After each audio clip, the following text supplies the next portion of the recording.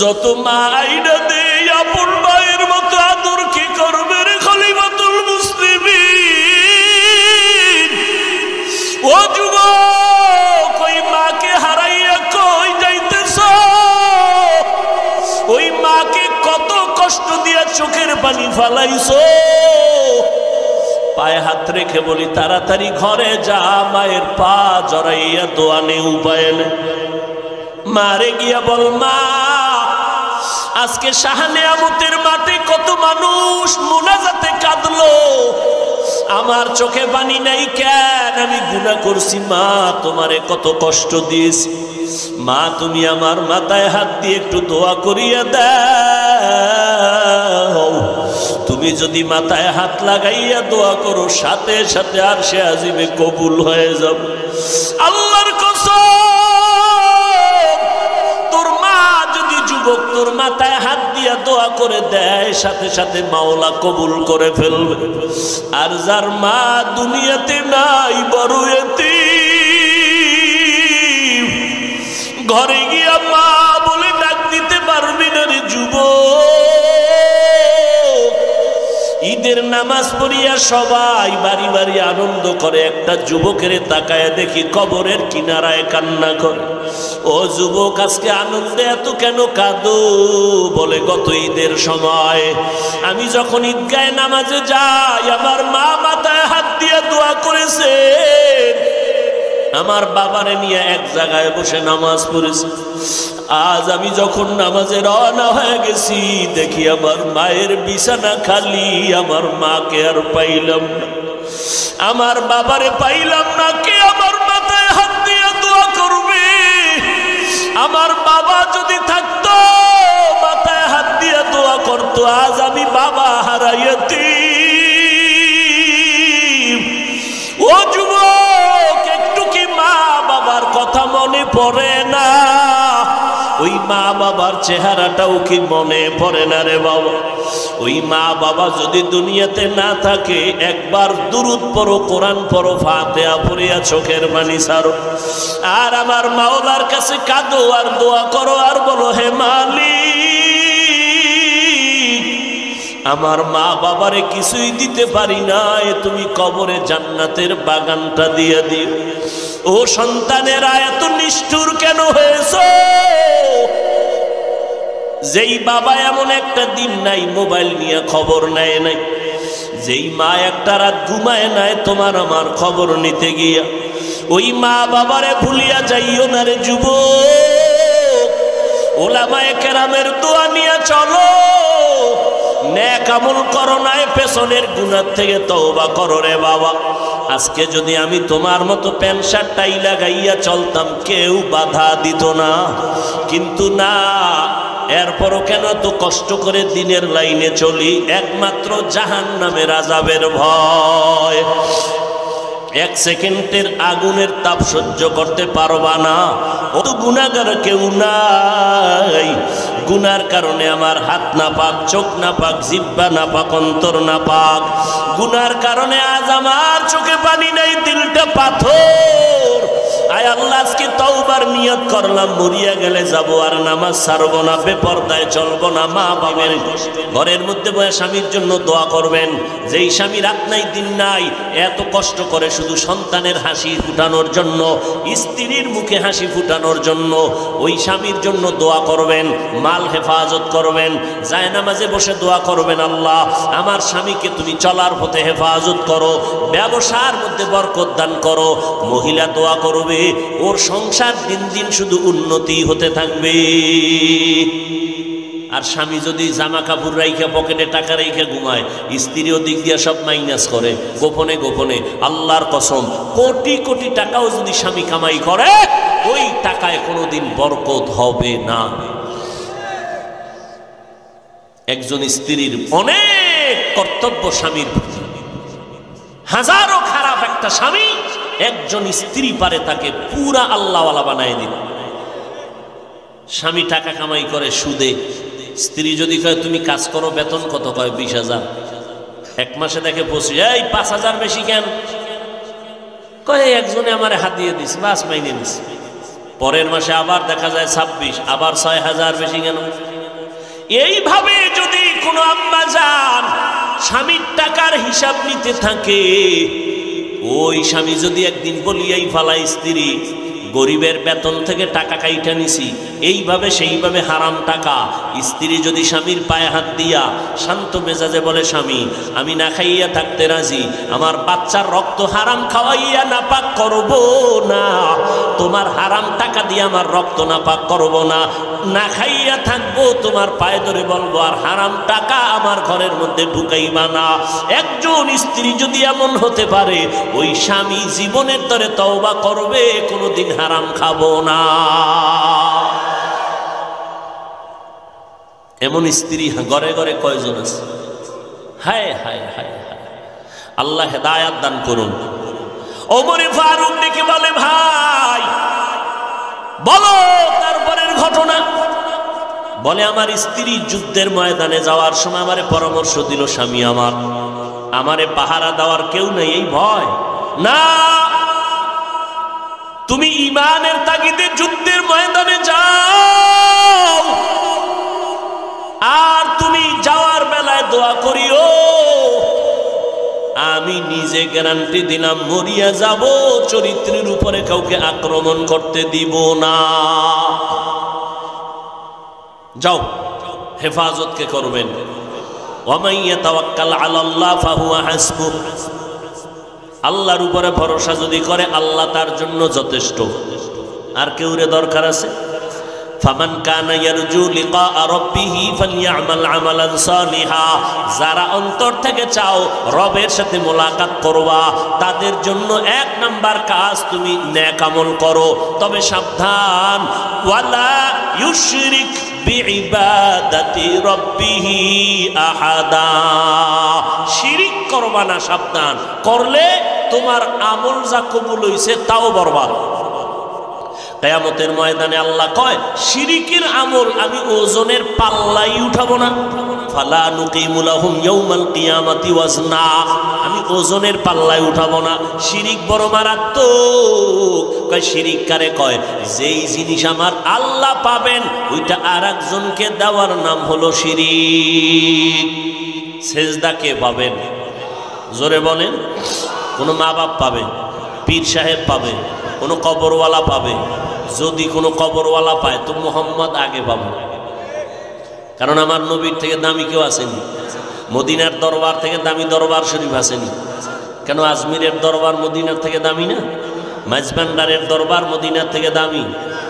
এরে নবীরা আসে, নবীর মাজারে যদি সেজদা দিলে বরকত পাও তো মদিনার মাজারে সেজদা আগে দাও, না হয় বেদবি হবে, কারণ আমার নবীর মতো নবী নাই, আমার নবীর দরবারের মতো কোনো দরবার নাই, মদিনার মাজারের মতো শ্রেষ্ঠ মাজার জমিনে আর একটাও নাই। ও গো নবীর উম্মতেরা,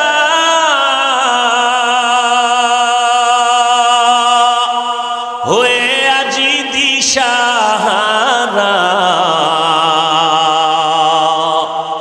কোরআন হাদিসের চলো যখন যাহা চায় মনে, নবী বিনে কে তারাবে পুলসিরাত মিজানে, নবী বিনে কে তারাবে পুলসিরাত মিজানে, উম্মতের কান্ডারি নবী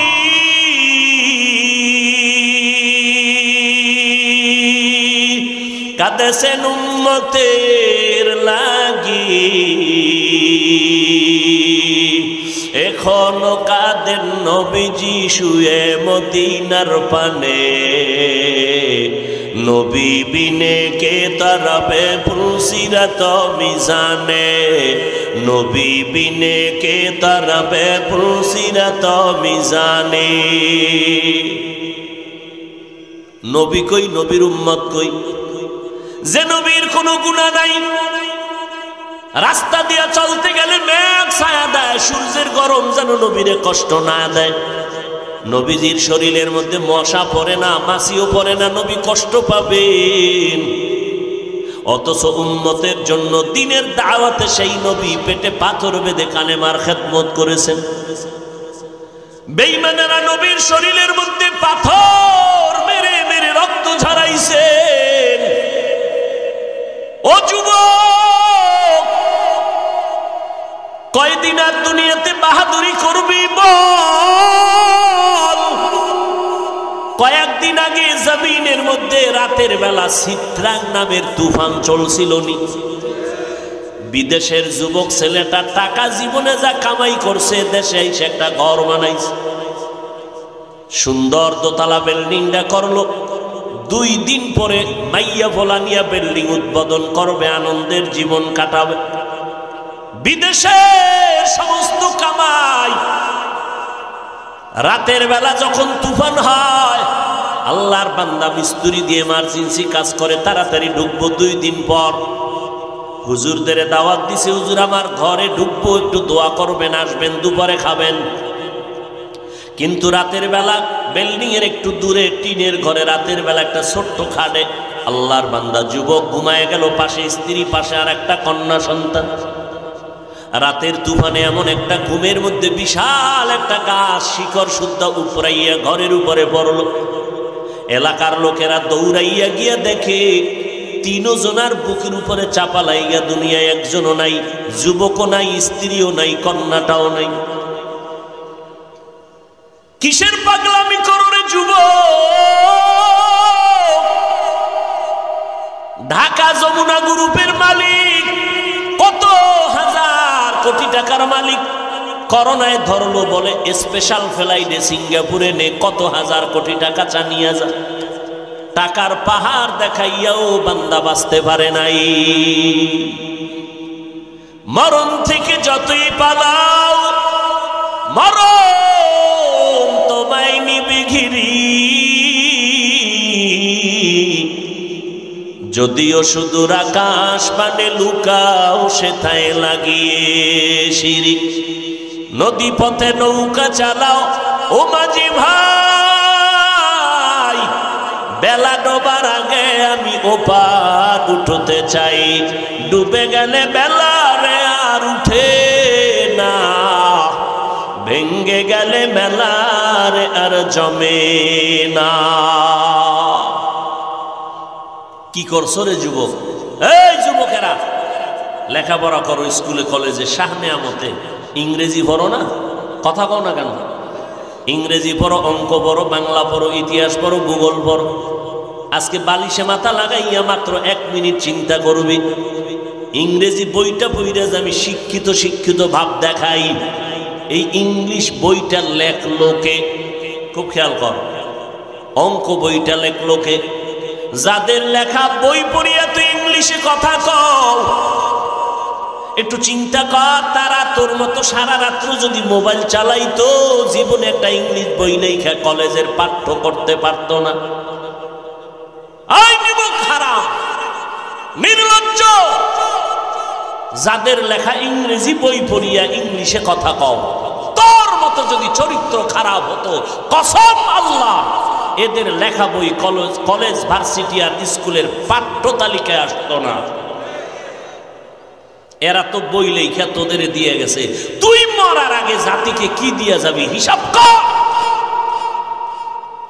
তুই তো মরে যাবি, জাতির জন্য কি রেখে গেলি? তোর গুরুরা তো বই রেখে গেছে, যেই বই পড়ে তুই আজকে ইংরেজিতে কথা বল। তুমি কি রেখে গেছ? তোমার এমন কোন আদর্শ তুমি রেখে গেছো যে আদর্শ দেখে সবাই দোয়া করবে? করেছো কোন আমল? বাহাদুরি করো। অথচ তোমার মতো বহু যুবক স্কুল কলেজে পড়ে 5 বেলার নামাজি আছে না নাই? তুমি নামাজও পড়তে পারো না, টাইম নেই। তোমার মতো যুবক রাস্তায় গাড়ি চালায়, ড্রাইভারি করে, 1 বেলার নামাজও বন্ধ করে না। বলো বাবা, বিবেক দিয়ে একটু চিন্তা করো, তুমি কেন পারো না? হুজুরদের কথা গায়ে লাগে না, ঠিক আছে লাগাইস না, বাদ দে, সব হুজুর বাদ। আল্লাহর কোরআন আছে নি? আল্লাহকে সাক্ষী রেখে বল, কোরআনে ভেজাল আছে? বল। ওই কোরআনে জান্নাতের বয়ান আসেনি, জাহান্নামের বয়ান আসেনি? কে জান্নাতে যাবে কে জাহান্নামে যাবে তাও আল্লাহ বলেছেন। ইন্নাল আবরারা লাফি নাঈম ওয়া ইন্নাল ফুজ্জারা লাফি জাহিম। যারা নেক আমল করবেন তাদের জন্য আমার আল্লাহ জান্নাত দিবেন, আর যারা গুনাহ করিয়া কবরে যাবে তাদের কবর হবে জাহান্নামের টুকরা। ও যুবক, স্কুলে পড়ো কলেজে পড়ো আলহামদুলিল্লাহ, দোয়া করে গেলাম, তবে নামাজটা ছাড়বা না, মা বাবার সাথে বেয়াদবি করবা না। কারণ ওই মা বাবার চোখের পানির কারণে আজ আমি চেয়ারের মধ্যে বসার সুযোগ পেয়েছি। তোমার আমার মা বাবার কান্নার কারণে তুমি আজকে সম্মানের চেয়ারে বসো, মানুষ তোমার কাছে আসে। তোমার মা বাবার চোখের পানি আর দোয়ার কারণে তুমি পরীক্ষায় ভালো নাম্বার পেয়েছো। ওই মা বাবারে কাঁদাইও না রে যুবক, সময় পাইলে মা বাবার থেকে দোয়া নিয়ে যাই। কারণ কত রাত তুমি ঘুমাইছো, মা পাহারা দিয়েছি ঘুমায় নাই। তুমি বাহিরে গেছো, তোমার মা এক রাত্র ভালো খানা খাইতে পারে নাই। আমি বিছানায় অসুস্থ হয়েছিলাম, আমার সবাই ঘরে ঘুমায়, রাতের গভীরে দেখি আমার মা ঘুমায় না, আমার মাথার কিনারায় বসে বসে আমারে পাহারা দেয়। ও আম্মা জান, তুমি কেন ঘুমাও না? মা চোখের পানি ছেড়ে কয়, রে সন্তান, আমি যদি ঘুমায় যাই তুই অসুস্থ, মা বলে ডাক দিলে আমি কষ্ট পাবো, আমার চোখে ঘুম আসে না। আমি সারা রাত ধরে পাহারা দেওয়ার জন্য পাশে বসে আছি। কত গরিব মা বাবা আজকে দুনিয়ায় নাই। তুমি লেখাপড়া করছো, মা বাবায় কষ্ট করে মানুষ বানাইছে, এখন তোমার ঘরে টাকা পয়সার অভাব নাই। এক সময় তোমার আব্বা জান মনে মনে চাইতো ইলিশ মাছ দিয়া খানা খাবে, তবে টাকা নাই, কিনতে পারে নাই। তোমার আম্মা জানের মনে চাইতো ফল খাবে, টাকা নাই, কিনতে পারে নাই। আজ তুমি সন্তান, টাকার মালিক হয়েছো, ঘরের মধ্যে ফ্রিজে বোঝাই তোমার মাছের অভাব নাই, ফলের অভাব নেই। কিন্তু কি হবে এই মাছ আর ফল দিয়া? যারা আফসোস করেছিল তারা তো খাইতে পারলো না, কবরে চলে গেল। কি দিবা তাদেরকে একটু চিন্তা করো। তোমার আমার আব্বা জান আম্মা জান তো আমাকে মানুষ বানায় গেছেন, তুমি মা বাবারে কি দিবা? একটু নেক আমল করিয়া সওয়াব পাঠায় দাও। তুমি যদি এখানে বসে দোয়া করো, চোখের পানি ছাড়ো, আমার আল্লাহ সাথে সাথে মা বাবার কবরে জান্নাতের বিছানা দিয়া দিবে। জিন্দেগি মে বন্দেগি তু করনা হে, जिंदगी में बंदगी तू करना है, जिंदगी में बंदगी शर्मिंदा है, जिंदगी में बंदगी शर्मिंदा है। आए थे कुछ ना कुछ खरीदने को,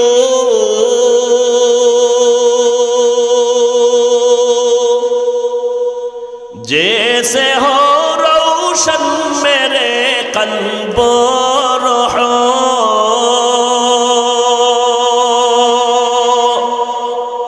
वरना कोई चारा दो जहां में नहीं, वरना कोई चारा दो जहां में नहीं। जिंदगी में बंदगी तू करना है,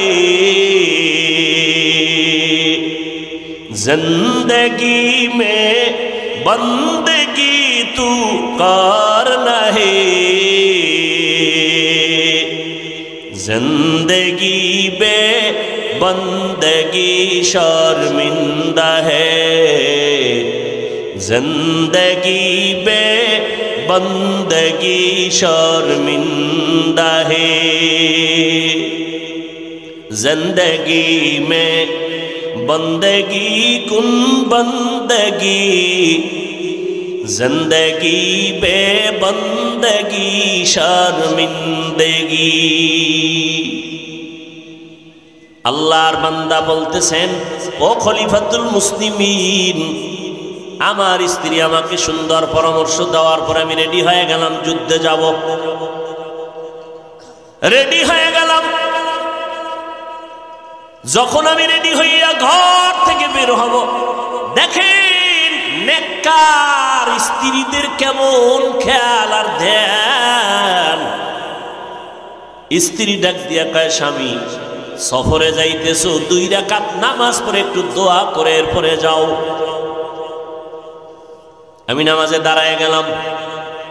নামাজে দাঁড়াইয়া দোয়া করতে থাকলাম, ও আল্লাহ, আমি তোমার দ্বীনের জন্য যুদ্ধের ময়দানে রওনা হয়ে যাইতেছি। আমার স্ত্রী এত নেককারিনী, পাহারা দেওয়ার কেউ নাই। তোমার উপরে হাওলা করে গেলাম, আমার স্ত্রীর গর্ভে বাচ্চা, মেহেরবানি করে তুমি আমার এই বাচ্চাটারে হেফাজত করিও। দোয়া কইরা বিদায়, যুদ্ধে চলে গেলেন। যুদ্ধ চলতেছে চলতেছে, গাজী হইয়া আলহামদুলিল্লাহ বাড়ি আসতে শুরু করলেন, রওয়ানা। বাড়ি আসতেছে, যত কাছে আগায় ততই কেমন যেন শরীরটা দুর্বল। বাড়ির আঙ্গিনায় যখন ঢুকতেছে, হঠাৎ কেমন যেন শরীরের অঙ্গ প্রত্যঙ্গ গুলো নিস্তেজ হতে শুরু হয়ে গেল। হাঁটার গতি কমে গেল। 1 কদম 2 কদম দিয়া যখন ঘরের কিনারায় হাজির, গিয়া তাকাইয়া দেখে ঘরের দরজায় তালা লাগানো। মাথা গরম হয়ে গেছে। সালামু আলাইকুম ইয়া আহলাল বাইত, ও ঘরওয়ালারা কই? ঘরের মধ্যে কোনো আওয়াজ নাই। বারবার আমি নক করলাম, কোনো আওয়াজ নাই, ঘরে তালা। দৌড়াইয়া গেলাম চাচাতো ভাইয়ের ঘরে। এই চাচাতো ভাই, দেখা দৌড়াইয়া আমার গলা জড়ায় কান্না শুরু করল। কেন কাঁদরে বল? তুমি যাওয়ার পর 2-1 দিনের মধ্যে আমার ভাবি, তোমার স্ত্রী অসুস্থ হয়ে গেল, ইন্তেকাল করে ফেলল, দুনিয়াতে বেঁচে নাই। আমরা জানাজা কমপ্লিট করে কবরে দাফন করে দিয়েছি। আহ, জীবনের দুঃখ, কান্না শুরু। চোখের পানি ছেড়ে কাঁদেন, দয়ার মালিক ধৈর্য ধারণের তৌফিক দাও। সন্ধ্যা হবে হবে ভাব, অন্ধকার হয়ে গেছে। আল্লাহর বান্দা কয় চাচাতো ভাইকে, চল একটু কবর জিয়ারত করে আসি। কবর কই দেখবো, চল। খলিফাতুল মুসলিমিন ওমর চোখের পানি ছেড়ে কাঁদতেছেন। আল্লাহর বান্দা ঘটনা শুনায় বলে, আমার চাচাতো ভাইরে নিয়ে আমি 1 কদম 2 কদম করে কবরস্থানের দিকে রওনা। যত কবরের দিকে আগাই ততই দেখি আলো আলো দেখা যায় উপরে। কোনো বাতি নাই, বিদ্যুতের কোনো লাইন নাই। কবরের কিনারায় যখন দাঁড়াইলাম, দেখি কবরের মধ্যখান থেকে একটা নূরের বাতি আলো দিতে দিতে আসমানের দিকে এভাবে যাচ্ছে। আলোটা পুরা এলাকাটা ছড়ায় গেল। চাচাতো ভাইরে বললাম, কি? ইন্তেকালের পর থেকেই এই হালাত আমরা দেখি, রাতের বেলা আলো, কিন্তু আসিয়া দেখি না এখানে কি কারণ। খলিফাতুল মুসলিমিন, আমার মন তৈরি হয়ে গেছে, আসলে আলোটা কেন? আমি কবর খনন করে ভিতরে গিয়ে দেখব। এই তাড়াতাড়ি হাতিয়ার নিয়ে আস, কবর খনন করব। আমার চাচাতো ভাইকে যখন পাঠায় দিলাম, যাও কবর খনন করার হাতিয়ার এনে দাও। ভাই যখন চলে গেল, আমি পেছনে কবরের কিনারায় দাঁড়ায় কাঁদতেছি। আল্লাহ পাকের কুদরত! হঠাৎ করে তাকায় দেখি কবরটা মাঝখান দিয়া ফাঁকা হয়ে গেছে। ফাঁকা হওয়ার পরে আমি নজর লাগাইয়া দেখি আমার মালিকের কুদরতের কারিশমা, আমার স্ত্রী ঘুমায় আর আমার স্ত্রীর বুকের উপরে দুধের বাচ্চাটা খেলতেছে। আমার দুধের বাচ্চাটা ওই মায়ের বুকে খেলাধুলা করতেছে। হঠাৎ আমি তাকাইয়া নিজের কন্ট্রোল করতে পারি না, কেমন যেন দুর্বল হয়ে গেলাম। হঠাৎ করে গাইবি আওয়াজ, কে যেন আমার ডেকে বলে কবরের ভেতরে নাম। কবরে নামিয়া সন্তানটারে কোলের মধ্যে নাও, এটা তোমার মালিকের দেওয়া হেফাজতের সন্তান, কোলে নাও। আমি বাচ্চাটারে কোলের মধ্যে নিলাম, কবরের মধ্যে নামলাম। আমারে গাইবি আওয়াজ দিয়ে বলা হয়, ওরে তুই ওই দিন যুদ্ধে যাওয়ার সময় যায় নামাজি মুনাজাতে কাঁদছো, চোখের পানি সারিয়া মালিকের জিম্মাদার বানায় গেছো তোর বাচ্চা হেফাজত করার জন্য। আমার মালিক তোর বাচ্চা হেফাজত করেছেন। ওই দিন যদি মোনাজাতে এই কথাটাও বলতে, আল্লাহ স্ত্রীকেও বাঁচাইয়া রাখিও, তুই যদি বলতি আমার মালিক তোর স্ত্রীকেও হেফাজতে রাখত। আজকে বাচ্চার জন্য দোয়া করছো, যা তোর বাচ্চা আল্লাহ হেফাজত করছে, নিয়ে যা। খলিফাতুল মুসলিমিন ওই কুদরতের বাচ্চাটা আজ আমার কাঁধের মধ্যে দেখতেছেন। আমি বড় আদর করি, কেন করি জানেননি? এই বাচ্চাটা যত বড় হবে, বড় হইয়া দেখবে ওর মতো বাচ্চারা আম্মু আম্মু বলে ডাকতেছে। আমার এই বাচ্চা তো আর মাকে তালাশ করে পাবে না। যতই মা মা বলে ডাকবে, ওর মাকে আর আমি তো ফিরাইয়া দিতে পারবো না। যত মা আইনা দে আপন মায়ের মতো আদর কি করবে রে খলিফাতুল মুসলিমিন? ও যুবক, ওই মাকে হারাইয়া কই যাইতেছ? ওই মাকে কত কষ্ট দিয়া চোখের পানি ফালাইছো। পায়ে হাত রেখে বলি, তাড়াতাড়ি ঘরে যা, মায়ের পা জড়াইয়া দোয়া নে, উপায় নে। মারে গিয়া বল, মা আজকে শাহনেয়ামতের মাঠে কত মানুষ মুনাজাতে কাঁদলো, আমার চোখে পানি নাই কেন? আমি গুনাহ করছি মা, তোমারে কত কষ্ট দিয়েছি। মা তুমি আমার মাথায় হাত দিয়ে একটু দোয়া করিয়া দাও। তুমি যদি মাথায় হাত লাগাইয়া দোয়া করো, সাথে সাথে আরশে আজিমে কবুল হয়ে যাবে। আল্লাহর কসম, তোর মা যদি যুবক তোর মাথায় হাত দিয়া দোয়া করে দেয়, সাথে সাথে মাওলা কবুল করে ফেলবে। আর যার মা দুনিয়াতে নাই, বড় এতিম, ঘরে গিয়া মা বলে ডাক দিতে পারবি না রে যুবক। ঈদের নামাজ পড়িয়া সবাই বাড়ি বাড়ি আনন্দ করে, একটা যুবকের তাকায় দেখি কবরের কিনারায় কান্না করে। ও যুবক, আজকে আনন্দে এত কেন কাঁদো? বলে, গত ঈদের সময় আমি যখন ঈদগাহে নামাজে যাই, আমার মা মাথায় হাত দিয়ে দোয়া করেছেন, আমার বাবারে নিয়ে এক জায়গায় বসে নামাজ পড়েছে। আজ আমি যখন নামাজে রওনা হয়ে গেছি, দেখি আমার মায়ের বিছানা খালি, আমার মাকে আর পাইলাম না, আমার বাবারে পাইলাম না। কে আমার মাথায় হাত দিয়ে দোয়া করবে? আমার বাবা যদি থাকতো, মাথায় হাত দিয়ে দোয়া করতো। আজ আমি বাবা হারাইয়াছি। ও যুবক, একটু কি মা বাবার কথা মনে পড়ে না? ওই মা বাবার চেহারাটাও কি মনে পড়ে না রে বাবা? ওই মা বাবা যদি দুনিয়াতে না থাকে, একবার দুরূদ পড়ো, কোরআন পড়ো, ফাতিহা পড়িয়া চোখের পানি ছাড়ো, আর আমার মাওলার কাছে কাঁদো আর দোয়া করো, আর বলো, হে মালিক, আমার মা বাবারে কিছুই দিতে পারি না, তুমি কবরে জান্নাতের বাগানটা দিয়ে দিও। ও সন্তানেরা, এত নিষ্ঠুর কেন হয়েছো?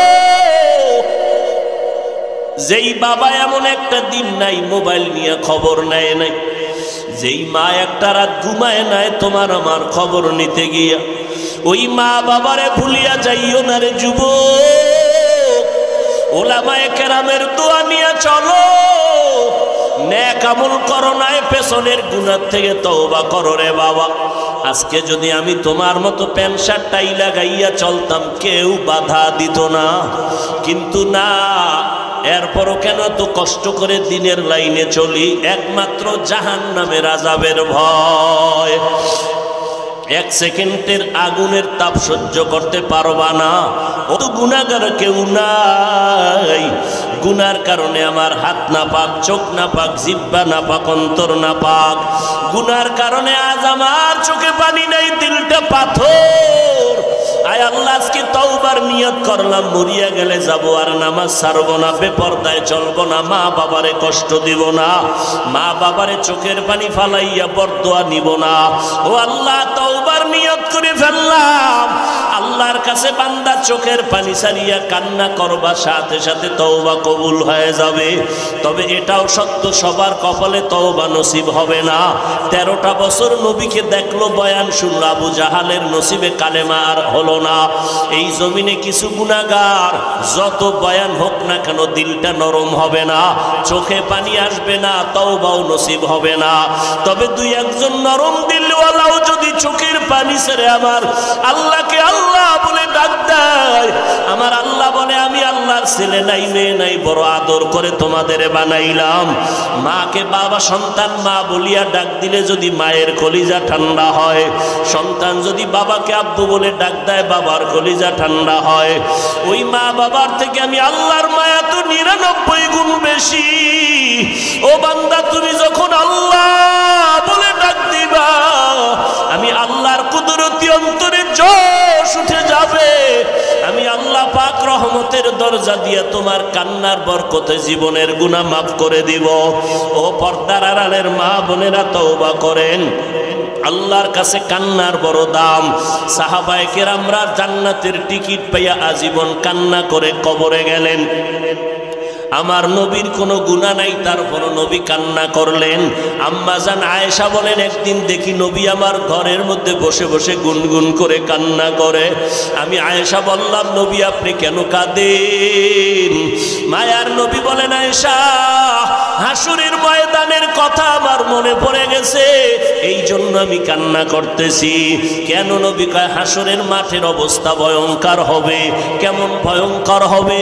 যে আয়েশা জানো না, মানুষগুলো নারী পুরুষ হবে উলঙ্গ, ওদিকে সূর্য মাথার উপরে নেমে আসবে। আমার আল্লাহ কহরিয়াতের আওয়াজ দিয়ে বলবেন, লিমানিল মুলকুল ইয়াউম। আমার আল্লাহ এত রাগান্বিত আওয়াজ দিবেন যে হাসরের ময়দানটা থরথর করে কেঁপে উঠবে। অপরদিকে জাহান্নামের আওয়াজ, জাহান্নাম চিল্লায় বলবে, আল্লাহ গুনাহগার বেনামাজি কই? সব বেনামাজি গুলো আমার পেটে দাও, গুনাহগার গুলো আমার পেটের মধ্যে দাও। ও যুবক, জাহান্নামের আযাব সহ্য করতে পারবি বল? দুনিয়াতে একটা মশার কামড় সইতে পারো না, জাহান্নামের আযাব কেমন করে সহ্য করবা? নবীজি বলেন, ও আয়েশা, এমন কঠিন হালাত হবে যে নবীরা পর্যন্ত, যাদের কোনো গুনাহ নাই, তারাও কান্না শুরু করবেন আর বলবেন, নফসি নফসি বলে কাঁদবে। ইব্রাহিম নবী কাঁদবেন, আল্লাহ আমাকে বাঁচাও। মুসা নবী কাঁদবেন, আল্লাহ আমারে বাঁচাও, উম্মতের কথা আমার মনে নাই। আদম নবী কান্না করবেন, আমারে বাঁচাও। আম্মা জান আয়েশা বলে, নবী আপনি তো দো জাহানের সরদার। ইব্রাহিম নবী, ঈসা নবী, মুসা নবী, আদম নবী কাঁদবেন, তখন আপনি কি করবেন? আপনি তো রহমাতুল লিল আলামিন। মায়ার নবী বলেন, আয়েশা, আমি তখন সিজদায়ে মাকামে মাহমুদে পড়ে যাব। আমি সিজদায় গিয়ে বলবো, আল্লাহ আমাকে বাঁচাও, একবারও বলবো না। আমি কান্না করবো আর বলবো, আল্লাহ আমার উম্মতেরে বাঁচাও, আমার উম্মতেরে বাঁচাও। একটা উম্মত যেন জাহান্নামে না যায়। আমার উম্মতেরা জাহান্নামে গেলে আমি জান্নাতের দরজায় যাব না। ও নবীর উম্মতেরা, ও যুবকেরা, ও বৃদ্ধ বাবাজিরা, নবীজির রেখে যাওয়া দেওয়া সুন্নতের আদর্শ কোনো হিন্দুরা পালন করবে না, বৌদ্ধরা পালন করবে না, ইহুদিরা পালন করবে না, খ্রিস্টানেরা নবীর সুন্নত মানবে না। নবীর সুন্নতের আমল করবে একমাত্র মুসলমান আশেকেরা। আজকে তুমি নবীর উম্মত দাবি করো, কেন দাড়িটা লম্বা করতে পারো না? কেন নামাজ পড়ো না, পর্দা করো না? কেন মা বাবার খেদমত করো না? ওলামায়ে কেরামের দোয়া নিয়ে কেন চলো না? কয়দিন আর বাঁচবা? আজকে তুমি বয়ানে আসো, আল্লাহ না করুক কালকে এমন সময় হতে পারো তুমি হসপিটালের রোগী। আজকে যতই বাহাদুরি করো, মরিয়া গেলে, কবরে গেলে বাহাদুরি চলবে না। আমি বক্তাগিরি যতই করি, মরণকালে আমার জামা কাপড় প্লেট দিয়ে কেটে রাখিয়া 5-3টা সাদা কাফনের প্যাকেট বানায় কবরে নিয়ে যাবে। ওই কবরে গিয়া যদি জবাব দিতে না পারি, তখন আমার কবর হবে জাহান্নামের আগুনের গর্ত।